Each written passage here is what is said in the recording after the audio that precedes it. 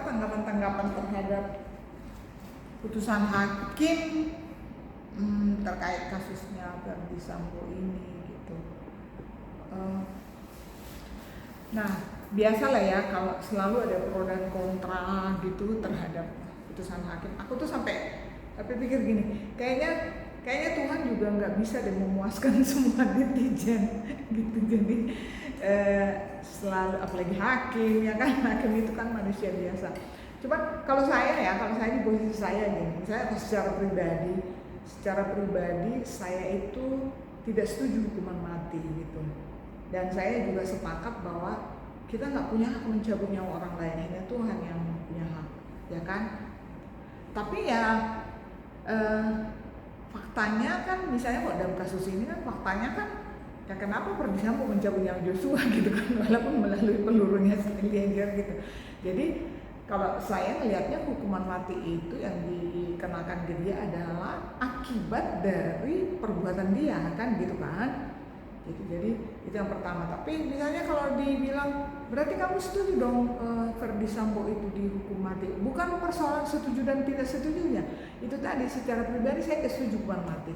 Tapi masalahnya negara kita ini masih ada menganut hukuman mati kan gitu. Jadi ya artinya hakim yang menjatuhkan hukuman mati itu ke seorang tersangka atau terdakwa tidak bisa kita salahkan dong. Emang ada hukumnya kok gitu. Jadi ancaman maksimal untuk perbuatan tertentu, kalau di kita setahu saya yang bisa diancam hukuman mati itu kan yang terorisme, kemudian pembunuhan berencana. Nah ini kan termasuk kategori pembunuhan berencana dong, karena kalau kita lihat kan banyak kasus-kasus di luar sana juga mungkin yang menimbulkan korban meninggal dan lebih sadis, mungkin kok nggak diancam hukuman mati karena ya bukan hukuman, dia tidak pembunuhan berencana. Kalau ini kan berencana ya, melibatkan banyak orang, diskenariokan, direncanakan dan seterusnya gitu. Kemudian kasus narkoba dan obat-obat terlarang, 4 itu ya yang di kita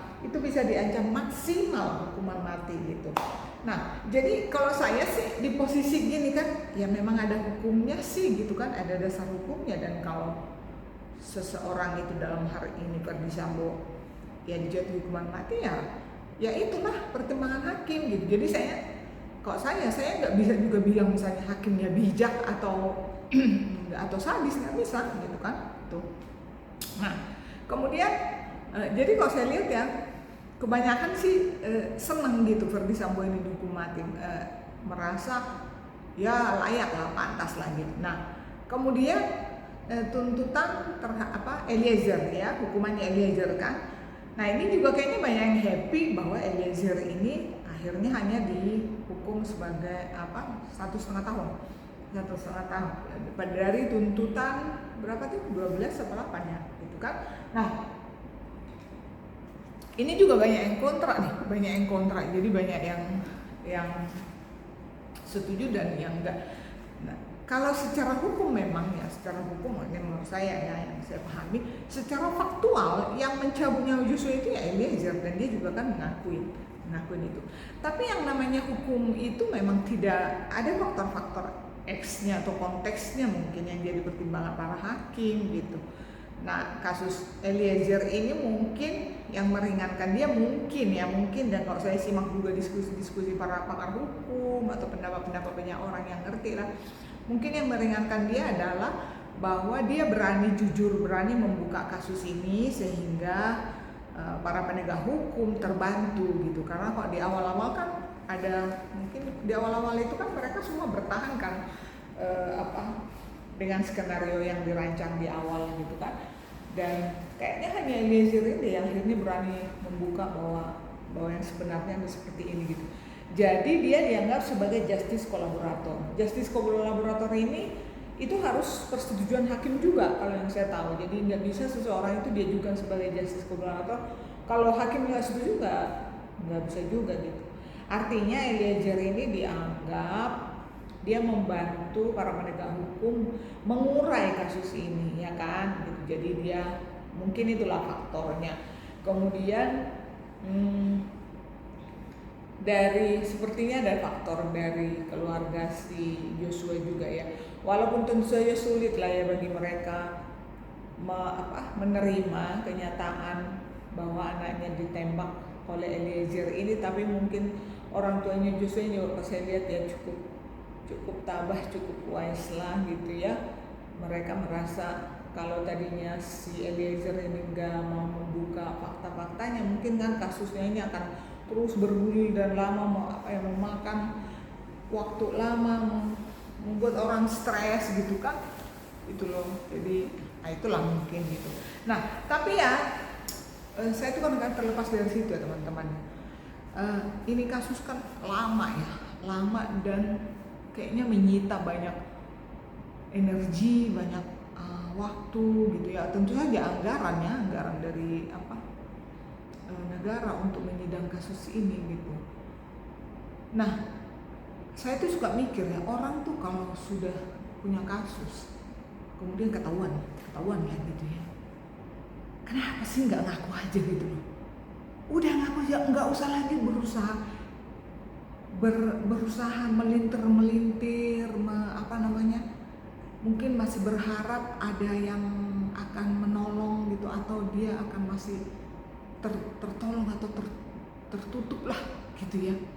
Aduh, percaya deh, hari gini di era sekarang tuh, mau pejabat setinggi apa jabatannya, mau sekaya apa, sehebat apa, itu kalau emang berbuat suatu kesalahan itu pasti akan kebongkar, cepat atau lambat akan kebongkar dan bisa jatuh. Orang sehebat apa, kita kan udah ngeliat di keseharian, orang sehebat apa, tadinya presiden atau anak presiden atau apalah, semua bisa jatuh, bisa jadi bahan bulian, bisa dibeberkan semua hal-hal yang terkait pribadinya kok, dengan kekuatan media, netizen, teknologi sekarang gitu.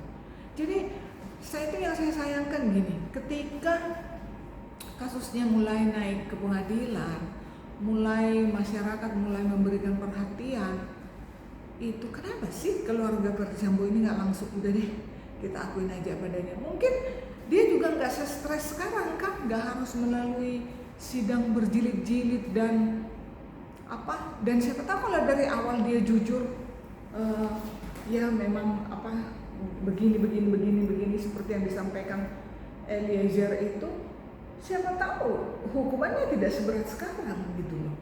Tapi kenapa sih orang-orang tuh masih berusaha? Itu nggak hanya kasus ini loh, banyak tuh di Indonesia tuh, banyak tuh, mau artis kayak mau apa kayak gitu kan, kalau udah boroknya ketahuan masih berusaha, padahal belakangan hari nanti ngaku sendiri, atau belakangan hari malah kebongkar sendiri, ternyata lebih parah dari situ kan, bikin lebih malu gitu loh ya. Terus buat kita netizen juga ya, saya tuh ya paling kesel, paling sebel kalau orang tuh membela sesuatu itu ininya ke fisik. Misalnya gini nih, kan banyak tuh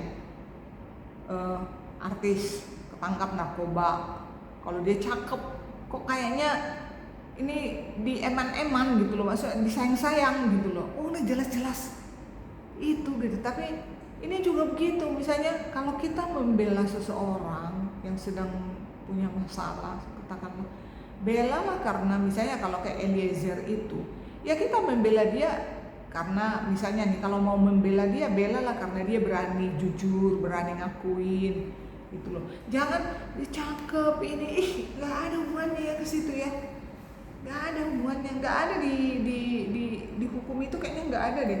Pertimbangannya adalah dia usia, mungkin ada misalnya kalau terkait kasus kayak kalau anak di bawah umur ada lah gitu, tapi ganteng cantik nggak ada itu gitu. Jadi kalau kita bela ya kita bela karena sikapnya lah, karena perbuatannya, bukan karena ganteng cantik segala macam gitu kan.